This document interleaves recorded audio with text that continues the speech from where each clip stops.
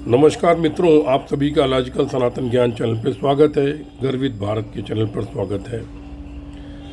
आज मैं देख रहा हूँ टीवी पर चर्चा आ रही है सनातन के विषय में, और अकल के पैदल महामूर्ख नेता ये जानते ही नहीं सनातन का अर्थ क्या होता है। चलिए इस विषय पर आप सबको मैं निवेदन करना चाहता हूँ कि सनातन का अर्थ क्या है।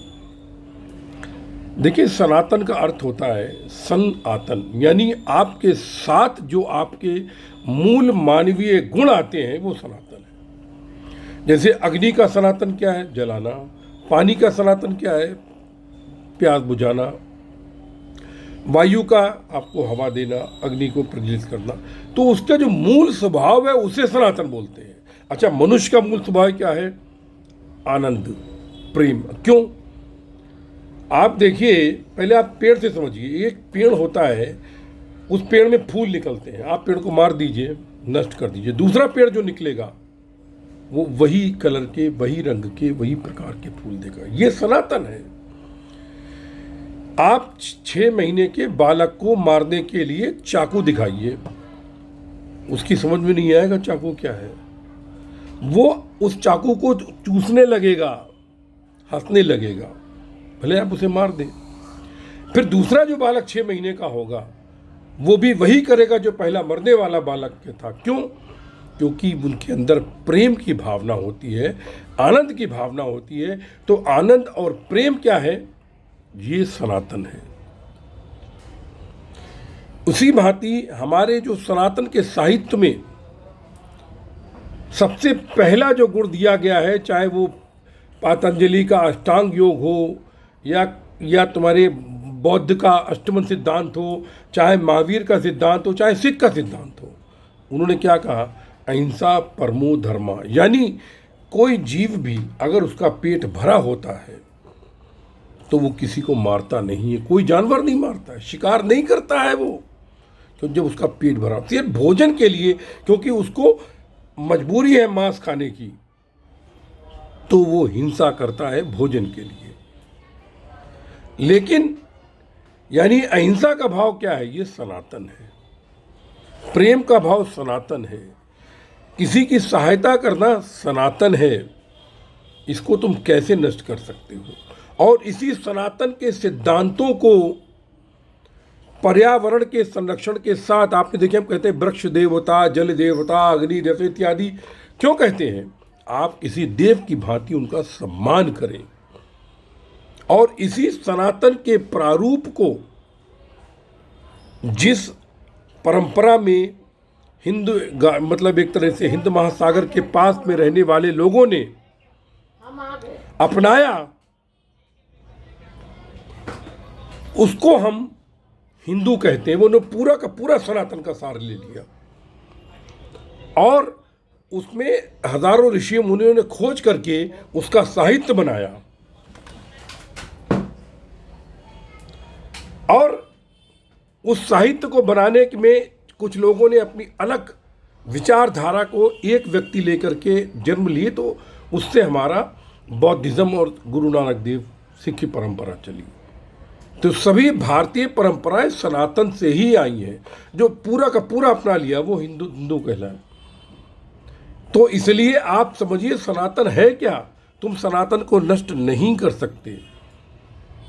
और एक तरीके से अब हिंदू जो है वो सनातन का एक तरह से दूसरा नाम है, या क्योंकि उन्हें पूरे के पूरे सनातन की भावनाओं को अपनाया और उसमें अंतर्मुखी होने के लिए विभिन्न प्रकार की परंपराओं को जन्म देकर योग की स्थापना की।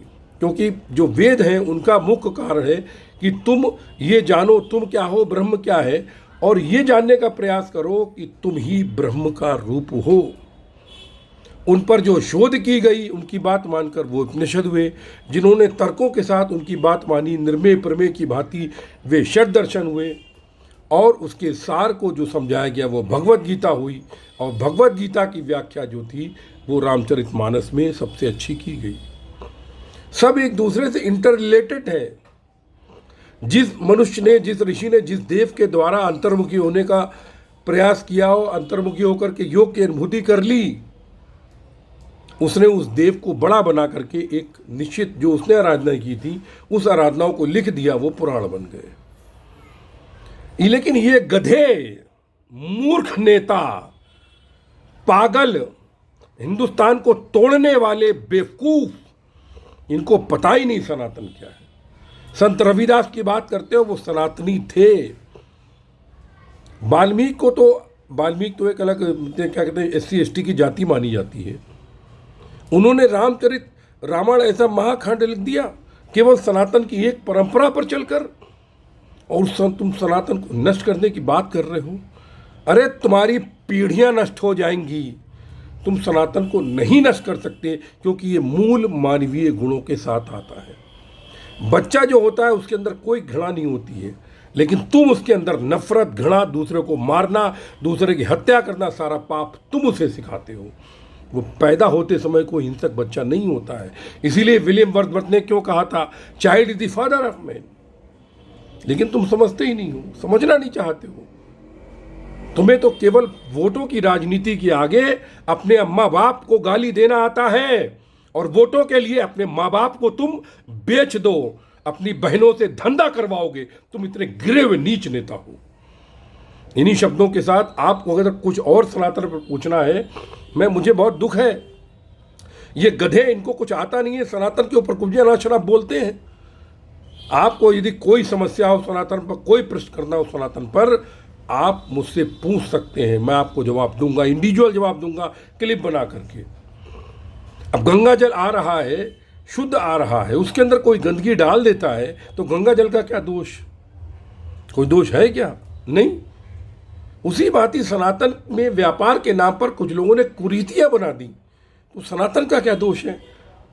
तुम सुअर की औलाद, तुमको जितनी गालियां दिया कम है, तुम सनातन को नष्ट करने की बात कर रहे हो।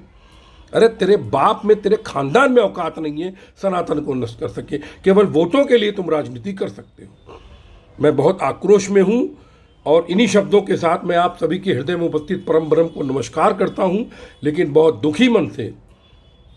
सर्वस्व ब्रह्म की घोषणा भी करता हूं, लेकिन दुखी मन से मैं कहता हूं, दुष्टों, कलंकियों, पापियों, रावण के औलादों, सुधर जाओ, सुधर जाओ, सुधर जाओ। जय श्री राम।